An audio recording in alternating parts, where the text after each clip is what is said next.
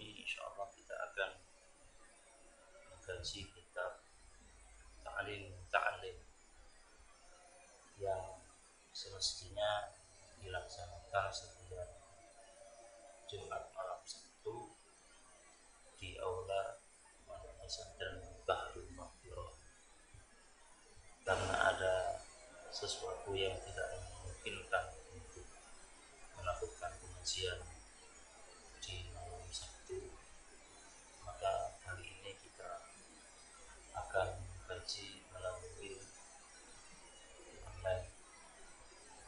Dan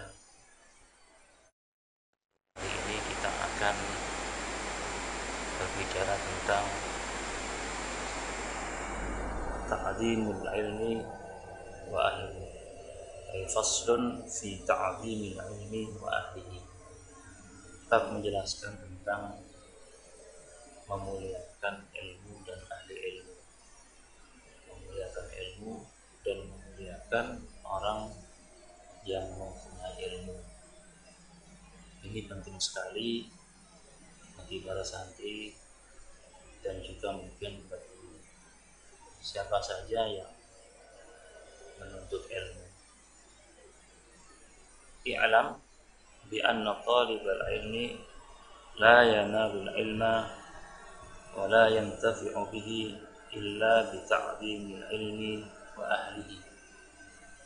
Ketahuilah bahwasanya santri atau orang yang menuntut ilmu itu tidak akan bisa mendapatkan ilmu, wala yantafi'u bihi, dan tidak bisa mengambil manfaat dari ilmu itu, illa bi ta'zimil ilmi, kecuali dengan mengagungkan, memuliakan ilmu, wa ahlihi, dan memuliakan ahli ilmu, wa ta'zimil ustaz wa tawqirihi, memuliakan ustaz, memuliakan guru, menghormati guru. Ini adalah sesuatu yang sangat penting yang harus diperhatikan oleh setiap talibul ilmi, setiap orang, setiap anak yang mempelajari ilmu, terlebih ilmu yang berkaitan dengan syariat, ilmu yang berkaitan dengan akhlak, ilmu yang diturunkan oleh Allah Subhanahu wa taala kepada Nabi besar Muhammad sallallahu alaihi wasallam.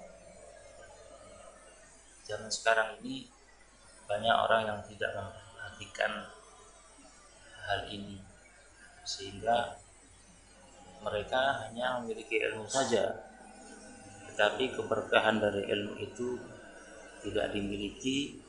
Karena apa? Karena orang tersebut ketika menuntut ilmu tidak memuliakan ilmu, tidak memuliakan orang yang mengajarkan ilmu. Qila, dikatakan, ma wasala man wasala illa bil hurmah wa ma saqata man saqata illa bi tarkil hurmah. Artinya apa? Bahwasanya seseorang itu tidak akan mendapatkan apa yang diinginkan, ya. Seseorang tidak bisa mendapatkan apa yang diinginkan illa bil hurmah, kecuali dia menghormati gurunya, kecuali dia menghormati, atau jika dia menghormati orang yang mengajarkan ilmu tersebut. Wa ma saqata man saqata illa bi tarkil hurmah, dan tidaklah seseorang itu jatuh, ya, dari derajat yang tinggi, ya. Seseorang tidak akan jatuh untuk meraih derajat yang tinggi kecuali orang tersebut dikarenakan dia meninggalkan hurmah. Jadi seseorang tidak akan mendapatkan satu kemuliaan ketika seseorang itu tidak mau menghormati gurunya, tidak menghormati ilmu.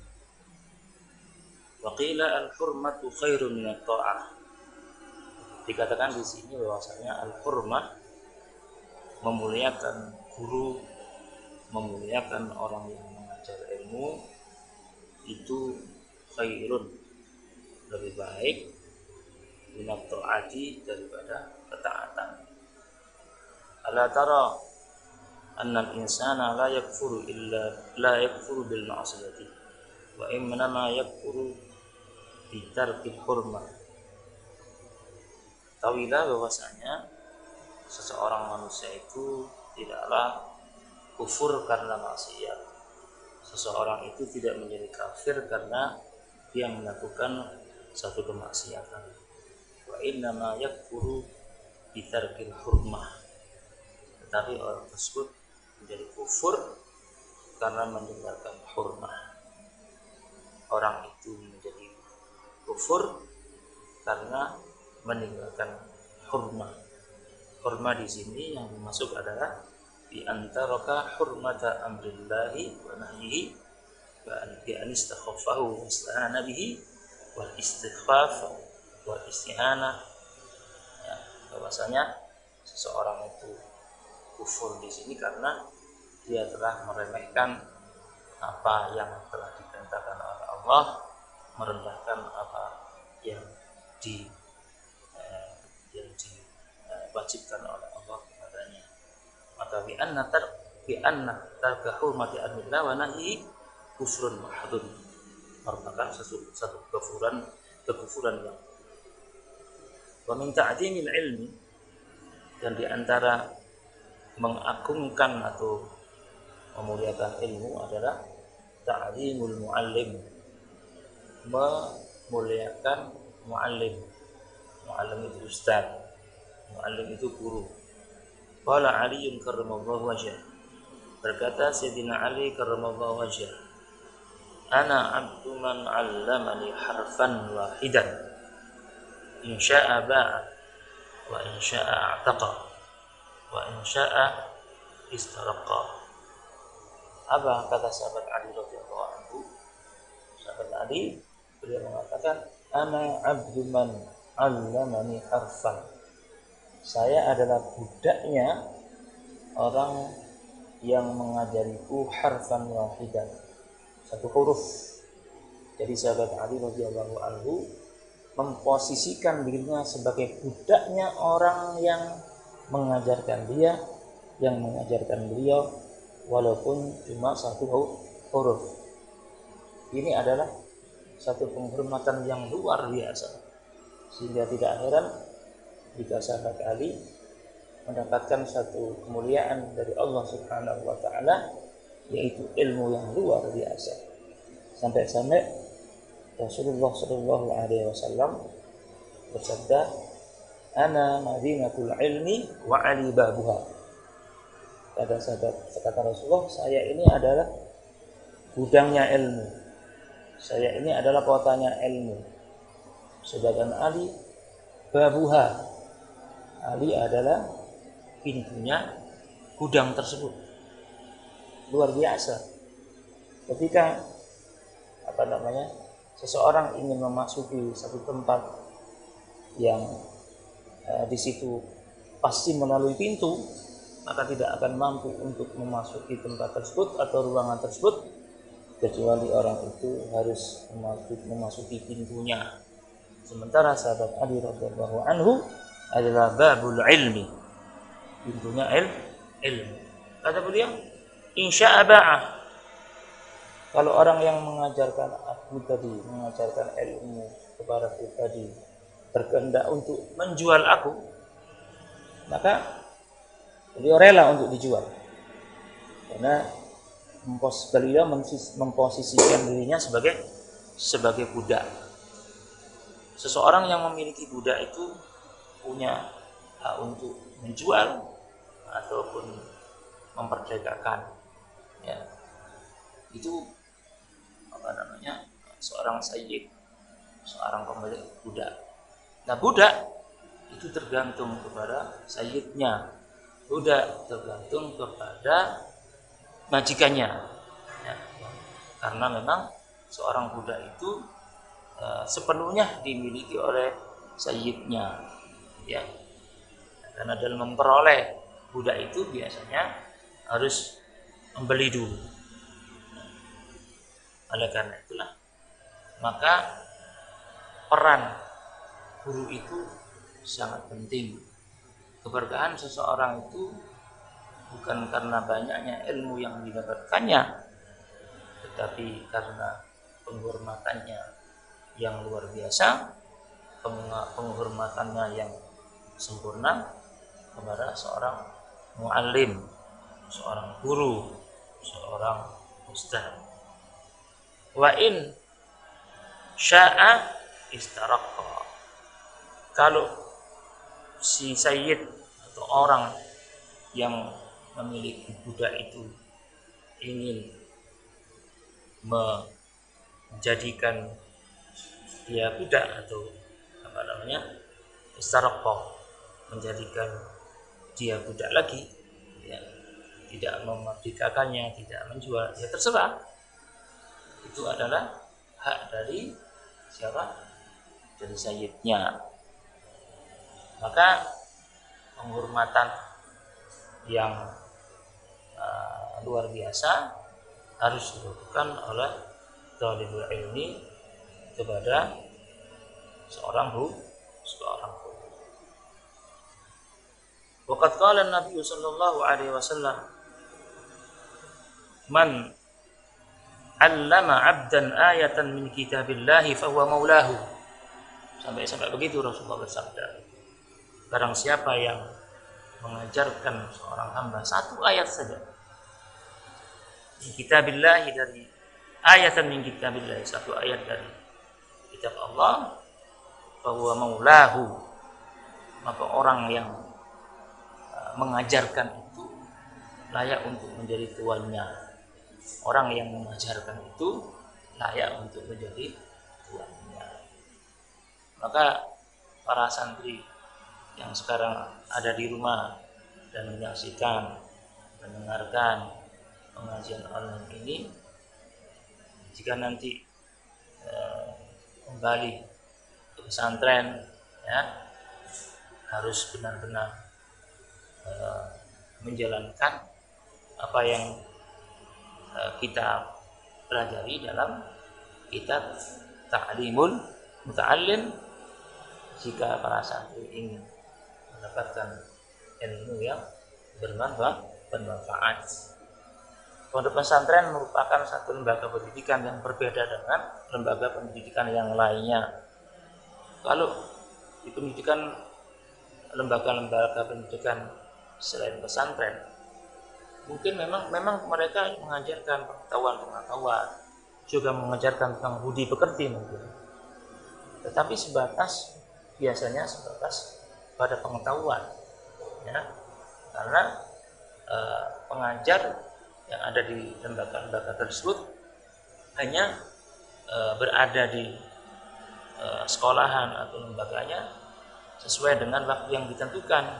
Ada yang jam 7 sampai dengan jam 2 atau jam 7 sampai jam 1, sebatas itu saja.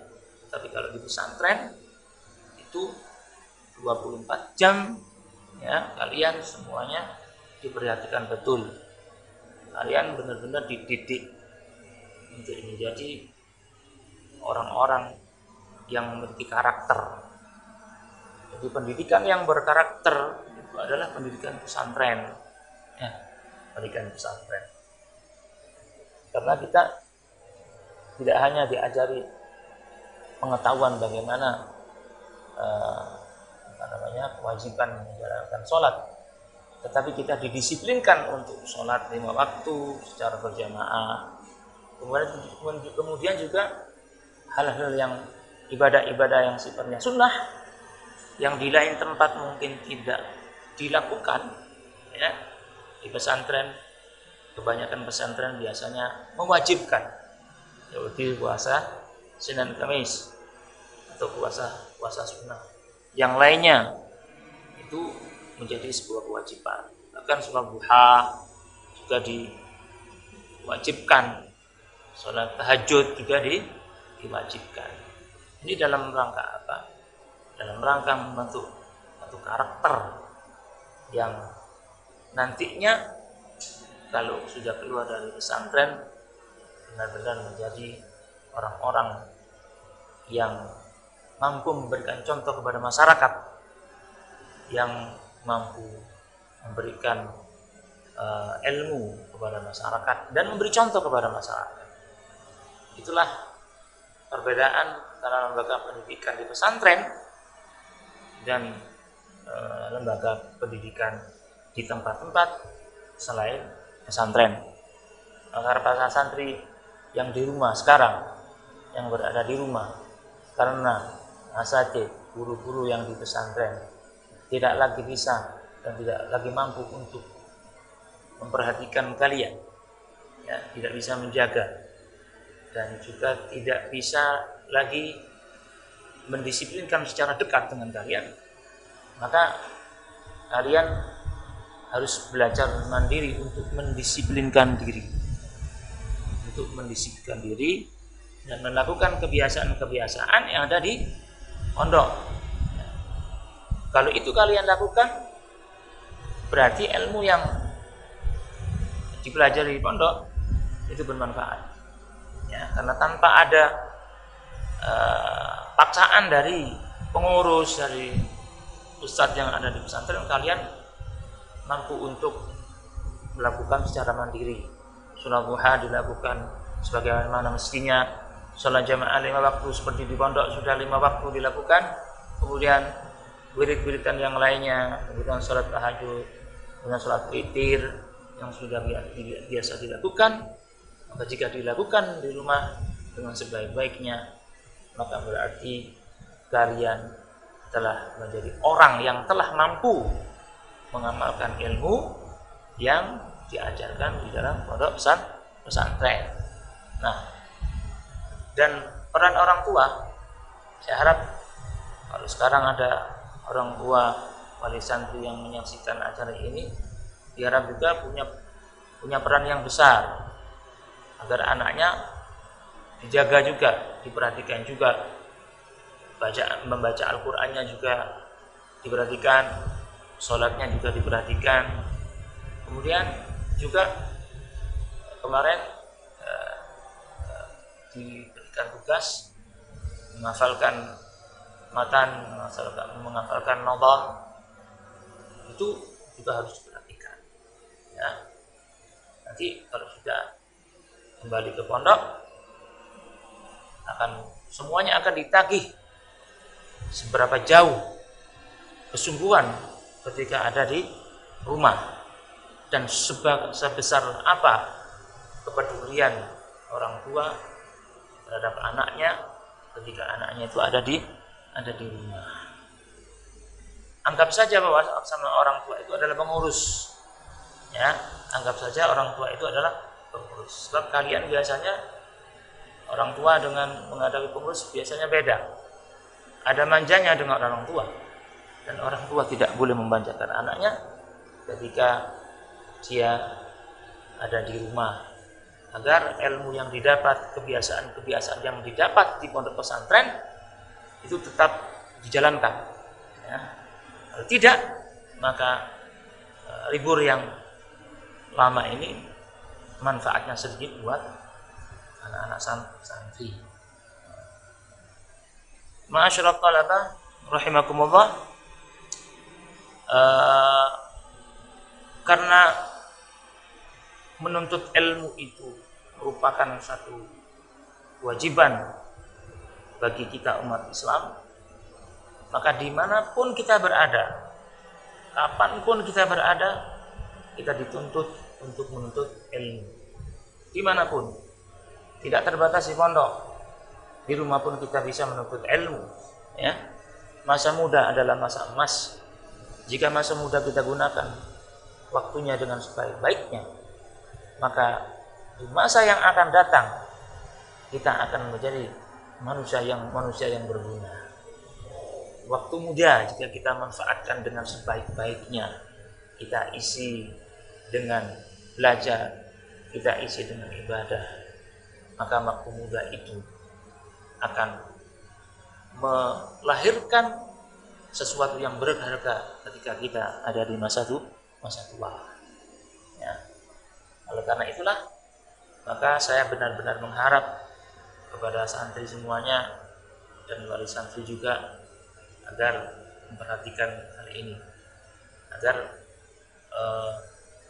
pembelajaran kita di pondok pesantren dan anak-anak sekarang ada di rumah itu benar-benar bisa dijalankan dan anak-anak kita menjadi anak-anak yang berguna kelak di masa yang akan datang, berguna untuk dirinya sendiri, ilmunya bermanfaat untuk dirinya sendiri, ilmunya bermanfaat untuk masyarakat, ya, dan ilmunya bisa dikembangkan, ya, di tengah-tengah kehidupan bermasyarakat.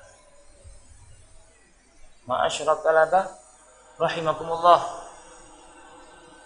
Seperti yang saya sampaikan tadi, bahwasanya seseorang itu tidak bisa mendapatkan ilmu dan tidak bisa mendapatkan manfaat dari ilmu kecuali dengan mengagungkan ilmu, menghormati ilmu. Mengagungkan ilmu itu menghormati ilmu. Ilmu itu seperti yang kita ketahui di dalam kitab ini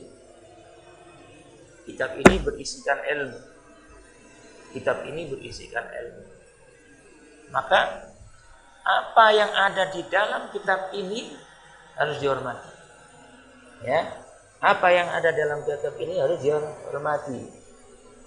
Kiai-kiai dulu mengajarkan kepada kita, para ulama mengajarkan kita, di antara menghormati kitab atau ilmu adalah meletakkan kitab ini di atas, ya, benda yang bukan kitab. Jangan menaruh benda yang bukan kitab di atasnya kitab. Ya. Jadi gitu. Perhatikan itu anak-anak di rumah. Kalau menaruh atau meletakkan kitab harus di atas. Kalau ada kitab hadis harus ada di atasnya kitab ini. Kalau ada kitab tafsir atau Quran harus ada di atasnya lagi. Nah, kemudian juga ketika meletakkan kitab harus lebih tinggi dari kita. Itu di antara cara untuk menghormati ilmu.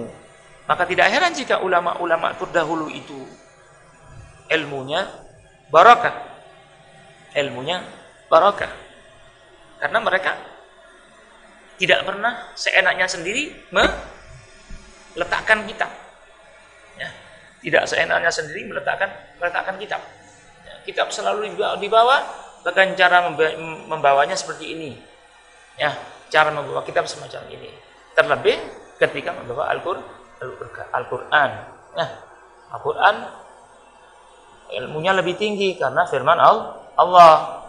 Kemudian hadis, kemudian kitab-kitab yang lainnya. Dengan menghormati semacam itu, maka barokah itu akan didapatkan. Ya, keberkahan di antara mendapatkan keberkahan itu di antaranya adalah menghormati ilmu dengan cara tadi, ya. Nah, tapi tidak hanya menghormatinya, tidak hanya meletakkan di atas kita atau di atas yang lainnya. Tapi di antara menghormati ilmu adalah membacanya.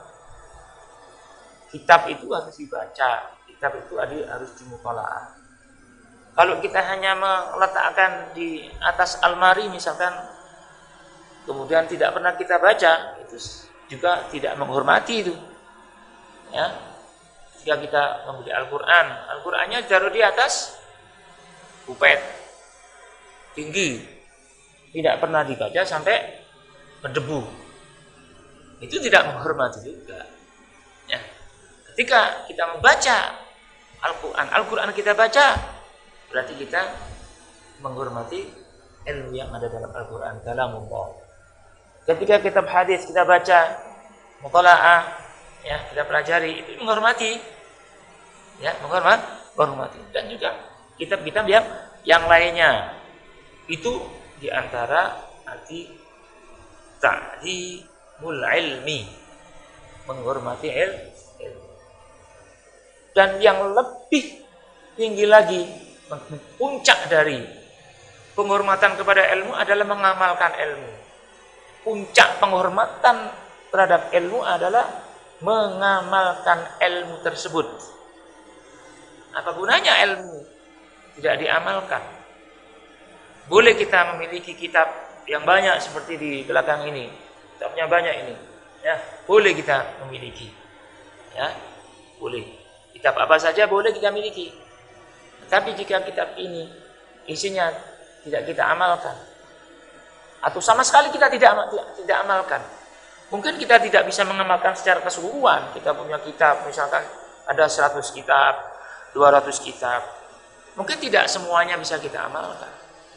Tetapi hal-hal yang pokok itu harus menjadi satu karakter kita.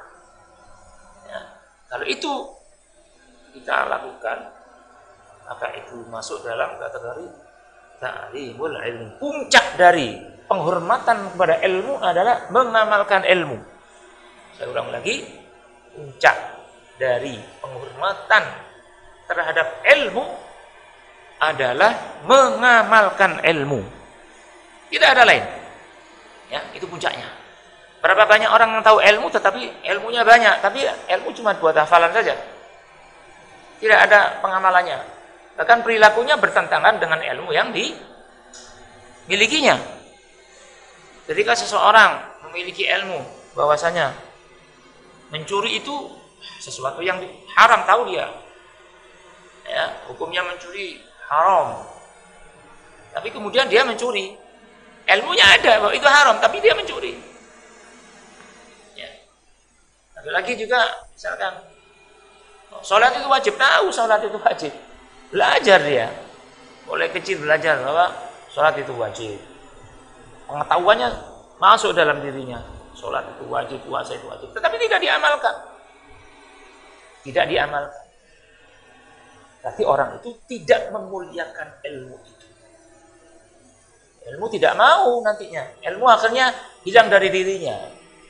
Ilmu akan lari dari seseorang yang orang itu tidak mau mengamalkannya. Ya, ilmu itu begitu. Atau ilmu itu tidak mau menghampiri seseorang kalau ilmu itu tidak pernah didekati. Ilmu itu tidak akan mendekati seseorang kalau seseorang itu tidak mau mendekat kepada ilmu itu. Ya. Nah, jadi ilmu itu harus sekali lagi puncak daripada penghormatan, pengagungan kepada ilmu adalah mengamalkan ilmu. Jadi barangkali itu kajian kita pada sore hari ini, ya. Mudah-mudahan para santri yang ada di rumah atau mungkin wali santri yang mendengarkan pengajian online pada sore hari ini bisa memahami semuanya, dan mudah-mudahan apa yang kita pahami bermanfaat. Amin ya rabbal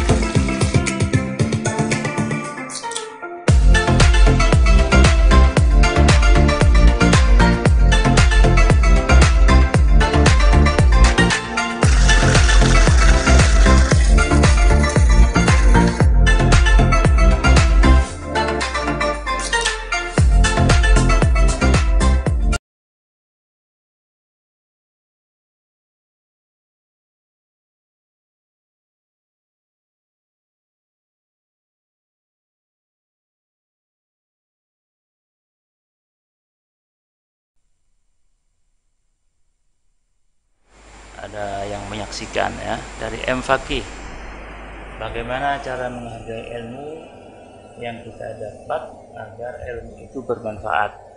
Ya. Sebetulnya tadi sudah jawabannya itu ya, menghargai ilmu yang kita dapat agar ilmu itu bermanfaat. Tadi sudah saya sampaikan, saya kira sudah jelas ya, menghargai ilmu itu diantaranya adalah menghargai guru, kemudian menghargai kitab yang berisikan ilmu gitu ya. Maka kalau itu kita lakukan, maka insya Allah ilmu yang didapat akan menjadi ilmu yang bermanfaat.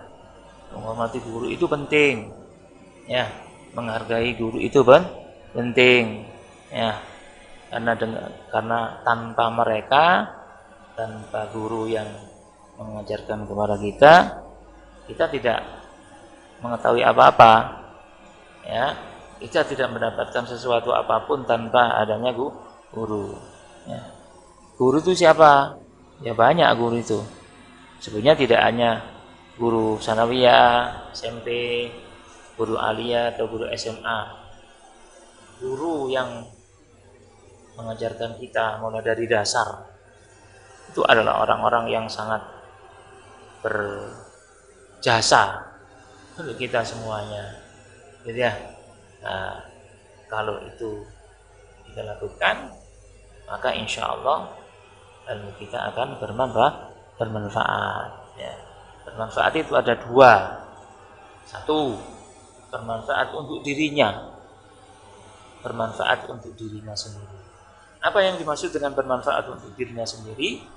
Bermanfaat untuk diri sendiri ketika ilmu itu kita amalkan, berarti manfaat untuk dirinya sendiri ya. Kemudian yang kedua adalah manfaat ketika diajarkan kepada orang lain, itu juga arti manfaat. Kita punya ilmu banyak, tapi nggak diajarkan untuk dirinya sendiri, ya manfaat untuk diri sendiri saja, tidak manfaat untuk orang lain. Dan diharapkan yang belajar di pesantren itu ilmunya tidak hanya untuk dirinya sendiri, tapi ilmunya juga harus bermanfaat, ditularkan, kalau bahasa Jawanya ditularkan kepada orang lain. Baru itu benar-benar ilmunya itu bermanfaat ganda ya. Jadi untuk dirinya sendiri juga untuk orang lain. Nah, kalau sudah bermanfaat kepada orang lain, itu pahalanya luar biasa ya, pahalanya luar biasa. Ada 3 amal yang jika seseorang itu meninggal dunia maka amalnya terputus, kecuali 3 ya. Idza mata ibnu Adam inqata amaluhu illa min 3. Jika anak Adam itu meninggal dunia, maka terputuslah semua amalnya. Orang itu tidak bisa kalau sudah meninggal dunia itu cari pahala dalam kuburan, tidak bisa. Illa min 3, kecuali 3. Pertama, shadaqatin jariyah, sedekah jariyah, atau ilmin yuntafa'u bihi, ilmu yang bermanfaat, ilmu yang diajarkan kepada orang lain, ilmu yang ditularkan ke orang lain. Itu kalau kita meninggal dunia, maka orang yang kita ajari tersebut ya, itu ilmu yang dia jalankan itu kita mendapat pahalanya. Satu contoh, misalkan kita mengajarkan Al-Quran kepada seseorang yang sama sekali tidak bisa membaca Al-Quran. Gara-gara kita ajar orang itu mampu membaca Al-Quran, begitu kita meninggal dunia ya, orang tersebut membaca Al-Quran, setiap huruf dari apa yang dibaca oleh orang yang kita ajari tersebut, pahalanya akan mengalir kepada dia. Setiap huruf itu pahalanya akan mengalir luar biasa. Nah, itu namanya ilmu yang bermanfaat. Awwalatun shalihin yad'ulah, dan yang ketiga adalah anak saleh yang berbakti, yang mendoakan kepada kedua orang tuanya. Nah, itu apa namanya? Jawaban saya dari pertanyaan pertama. Lalu pertanyaan yang kedua dari Nanda Ali. Apa fadilahnya memberi contoh yang baik kepada orang lain? Memberi contoh yang baik kepada orang lain. Ini pertanyaan yang bagus, ya. Memberi contoh kepada orang lain. Itu namanya man sanna sunnatan hasanatan falahu ajruha wa ajru man 'amila biha. Atau kama qala Rasul sallallahu alaihi wasallam. Barang siapa yang memberikan contoh kebaikan kepada orang lain, sanna sunnatan hasanah. Sanna sunnatan hasanah contohnya misalkan begini. Di kampung kita, ya, di kampung kita. Dulu misalkan setiap habis maghrib itu tidak ada kegiatan. Kemudian kita memberikan contoh, ayo kita habis maghrib kita membaca Al-Quran 1 juz. Membaca Al-Quran satu juz. Kemudian orang-orang kita ajar. Kita memberi contoh kepada orang tersebut. Ya. Terus berjalan, kita ikut. Kadang-kadang kita tidak ikut atau kita meninggal dunia. Ya. Itu kita akan mendapat pahala karena kita memberi contoh kepada orang lain. Memberi contoh kepada orang lain, mengajak orang lain, ya. Itu di antara fadilahnya itu contoh memberi fadilah memberi contoh kepada orang lain. Makanya dakwah mengajak itu yang paling baik itu, ya, bisa disebutkan dengan perbuatan. Lisanul hal afsahu min lisanil maqal. Memberi contoh itu lebih baik daripada mengucapkan atau mengajak orang lain dengan ucapan. Mengajak orang dengan contoh itu lebih mengena daripada dengan ucapan. Ya. Kalau kita misalkan memberi contoh kepada tetangga kita setiap hari pergi ke masjid, gitu ya, memberi contoh. Sementara tetangga kita atau orang-orang di sekitar kita waktu maghrib nongkrong. Apa nongkrong? Duduk bersama dengan orang banyak, ngobrol, ya. Kemudian kita pergi ke masjid, lewat di depan mereka, memberi contoh itu, ya, memberi contoh. Itu afsah, itu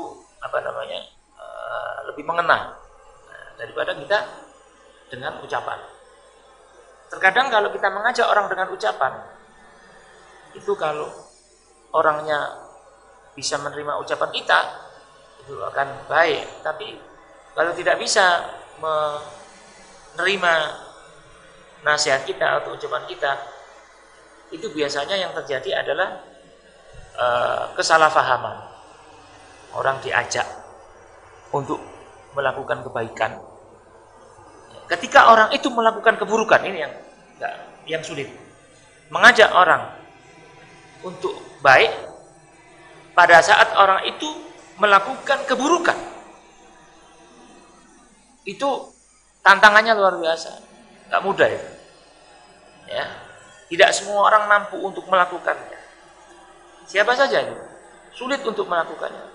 Satu contoh misalnya, ada orang yang sedang judi di tetangga kita atau pas kita lewat, kemudian kita berucap kepada orang-orang yang sedang berjudi, Mas, Assalamualaikum, gitu ya, mengucapkan Assalamualaikum, ini sampai ini nggak boleh judi semacam ini, tidak boleh melakukan hal semacam ini kan dilarang oleh Allah, kan gitu ya.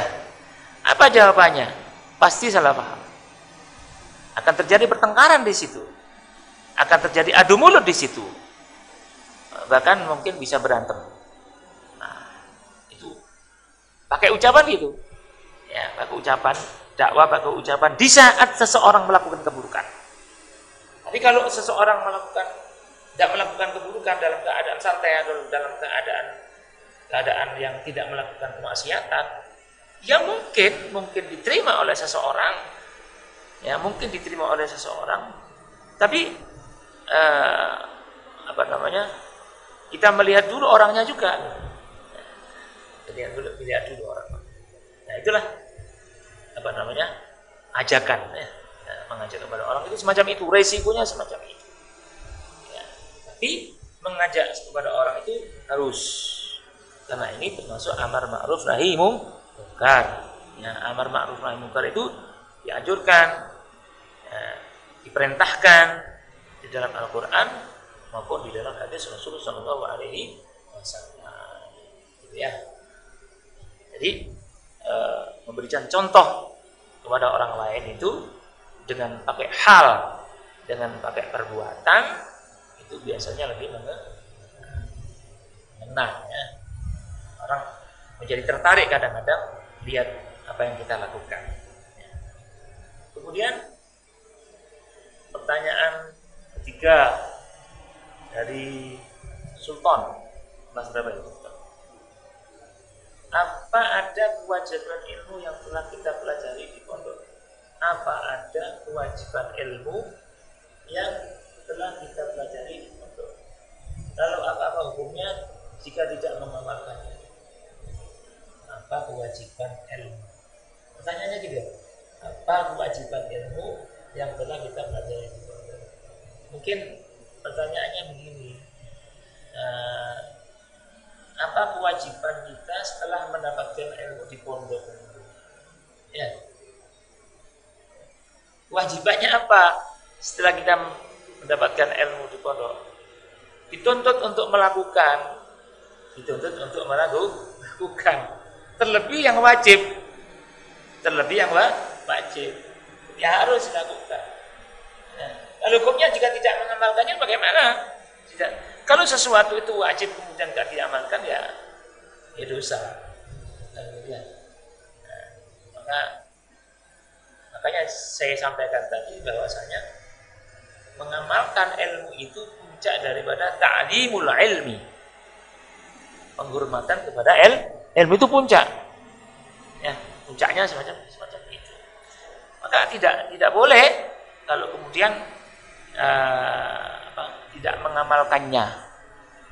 mengamalkan ilmu yang telah didapatkan. Bahkan orang yang tidak mengamalkan ilmu, ya, itu siksanya itu lebih berat daripada orang-orang yang menyembah berhala. Ya, daripada orang-orang yang menyembah berhala. Jadi konsekuensi orang yang mempunyai ilmu itu mengamalkan ilmunya. Bagaimana kalau saya tidak bisa mengamalkan semuanya? Karena ilmu yang saya dapat banyak. Saya kan bukan nabi. Kadang-kadang ada pertanyaan semacam itu. Saya kan bukan nabi. Saya nggak bisa dong mengamalkan seluruh ilmu yang saya dapatkan. Ya. Maka di situ kita dituntut untuk mengamalkan semampunya. Ya, kita dituntut untuk mengamalkan ilmu yang kita dapat semampu kita. Karena tidak ada orang yang sempurna di muka bumi ini kecuali Nabi besar Muhammad sallallahu alaihi wasallam. Ya, dalam Al-Qur'an, ya ayyuhalladzina amanu taqullaha haqqa tuqatih wa la tamutunna illa wa antum muslimun. Orang-orang yang beriman bertakwalah kepada Allah sebenar-benar takwa dan jangan kamu mati kecuali dalam keadaan muslim. Takwa itu merupakan ilmu. Kalian diajarkan di pondok apa takwa itu? Imtithalul awamir wajtinabun nawahi. Takwa itu adalah melaksanakan semua perintah-perintah Allah dan menjauhi larangan-larangan Allah. Kan gitu ya. Itu dalam Al-Quran semacam itu. Perintah di dalam Al-Quran. Tapi ini juga sangat berat buat kita. Yang sangat berat buat kita. Memang berat. mengamalkan semuanya, bertakwa kepada Allah sebenar-benar takwa. Ya kan? Memang sulit, tidak mudah itu. Makanya kemudian di dalam Al-Qur'an disebutkan ittaqullaha mastata'tum, bertakwalah kepada Allah Subhanahu wa taala semampumu. Bertakwalah kepada Allah semampumu. Ya. Nah, ayat selanjutnya ini merupakan satu keringanan buat kita. Karena tidak ada yang mampu untuk bertakwa sebenar-benar takwa kecuali Rasulullah Shallallahu Alaihi Wasallam. Tetapi bukan berarti kemudian saya tidak bisa semuanya. Ya jangan ditinggalkan semuanya. Ma la yudraku kulluh, la yudraku kulluh. Ma la yudraku kulluhu, la yudraku kulluh. Sesuatu yang tidak bisa kita laksanakan semuanya, jangan ditinggalkan semuanya. Itu penting. Coba diperhatikan itu, kalau bisa dicatat itu. Ma la yudraku kulluhu, la yudraku kulluhu. Sesuatu yang tidak bisa dicapai semuanya, sesuatu yang tidak bisa dilakukan semuanya, jangan ditinggalkan semuanya. Satu contoh misalkan kita diajarkan di pondok sholat sunnah rawatib, ya, sholat sunnah tahajud, witir, gitu ya. Kemudian kita juga diajarkan tentang bagaimana menghormati orang tua, bagaimana kita harus sedekah dan lain sebagainya. Banyak sekali perintah-perintah di dalam Islam. Nah, kalau hal-hal yang sudah diajarkan, wah, tidak bisa saya menjalankan semuanya itu. Tidak bisa saya. Iman saya enggak setebal Kiai Fulan, iman saya tidak setebal Syekh Fulan, tidak setebal tabi'in, tidak setebal para sahabat. Ya memang tidak. Ya. Amalia kita tidak bisa diukur dengan generasi-generasi pertama, tidak bisa. Bahkan generasi setelah sahabat nggak bisa, jauh amal kita. Tetapi bukan kemudian karena kita tidak bisa kemudian tidak sama sekali, tidak boleh. Ya, saya ulang lagi, ma la yudraku kulluhu, la yudraku kulluhu. Sesuatu yang tidak bisa dilakukan semuanya, tidak boleh ditinggalkan semuanya. Kalau kita tidak bisa sedekah, misalkan ada teman kita mampu bersedekah 2 juta. Wah, kancaku, teman saya sedekah 2 juta. Ya saya nggak bisa. Terus nggak sama sekali, jangan. Saya bisanya 10.000, ya 10.000 itu. Ya kan? Oh, saya bisanya sholat sunnah rawatib misalkan 2 rakaat, gitu ya. Mestinya 4 rakaat ini, gitu ya. Oh, salat duha, mestinya 8 rakaat. Ya. Saya tidak mampu, karena tidak mampu, nggak dijalankan semuanya. Jangan, walaupun cuma 2 rakaat. Salat witir misalkan 11 rakaat, ya, nggak mampu, ya jangan ditinggalkan semuanya. Kita lakukan berapa? 3 nggak apa-apa. Atau paling sedikit-sedikitnya, paling males-malesnya cuma satu rakaat. Ada santri-santri yang 1 rakaat. Atau nggak sama sekali kalau di rumah. Kalau di pondok kan biasanya setelah sholat isya langsung witir. Ya. Nah, udah omong nggak sama sekali. Nah, itu namanya tidak mengamalkan ilmunya. Nah, ini orang tuanya ini harus mengontrol anaknya itu. Ya. Nggak tahu ada yang mendengar apa enggak, ada yang nyaksikan apa enggak. Nah, itu dijaga, di rumah dijaga, di pondok sudah sudah dikembleng, sudah sudah dipaksa-paksa, ya, sudah rapi, sudah sholatnya sudah baik, baca Qur'annya sudah baik, wiridnya sudah baik, kemudian di rumah tidak diperhatikan, hilang semuanya nanti akhirnya. Mana ini tidak ada asarnya sama sekali, tidak ada bekasnya sama sekali apa yang diajarkan di pesantren. Ya, ini libur selama 2 bulan ini luar biasa ini, ya. Makanya oleh karena itulah maka harus benar-benar diperhatikan. Apa yang ada yang sudah diajarkan di pesantren, kebiasaan-kebiasaan itu harus diusahakan untuk dilaksanakan. Kalau tidak bisa semuanya, ya sebagian. Tapi sebagian jangan cuma satu. Nanti sebagian saja sholat witir cuma 1 rakaat. Nah, dilihat itu orang tuanya itu, anaknya yang nggak sholat witir cuma 1 rakaat itu catat saja, dilaporkan ke pengurus ya. Nah itu. Jadi begitu. Ya. Jadi yang bisa saya jawab dari 3 pertanyaan tadi. Ya. Apa ada pertanyaan lagi dari anak-anak, dari santri? Nah, kalau sudah tidak ada pertanyaan lagi, pengajian kali ini saya cukupkan sekian. Mudah-mudahan ada guna dan manfaatnya. Mudah-mudahan ilmu yang kita dapat walaupun sedikit, walaupun apa yang saya sampaikan sedikit, ya, karena memang waktunya sedikit, ya. Nah, biasanya 1 jam itu tidak ada pertanyaan, kalau ya 1 jam lebih, kalau Jumat malam 1 tidak ada pertanyaan, ya ini dibagi 2. Jadi walaupun sedikit, ya, mudah-mudahan bermanfaat. Dan anak-anak di rumah tetap istiqomah menjalankan kegiatan-kegiatan yang biasa dikerjakan, yang biasa dilakukan di pondok pesantren Bahrul Maghfirah. Itu saja pertemuan kita kali ini. Mudah-mudahan anak-anak di rumah, para santri di rumah diberikan kesehatan oleh Allah Subhanahu wa taala, dijaga oleh Allah Subhanahu wa taala, dijauhkan oleh Allah Subhanahu wa taala dari bala, dari segala macam penyakit, dan mudah-mudahan kita semuanya diridhai oleh Allah Subhanahu wa taala. Itu yang bisa saya sampaikan pada sore hari ini. Wabillahi taufiq wal hidayah. Assalamualaikum warahmatullahi wabarakatuh.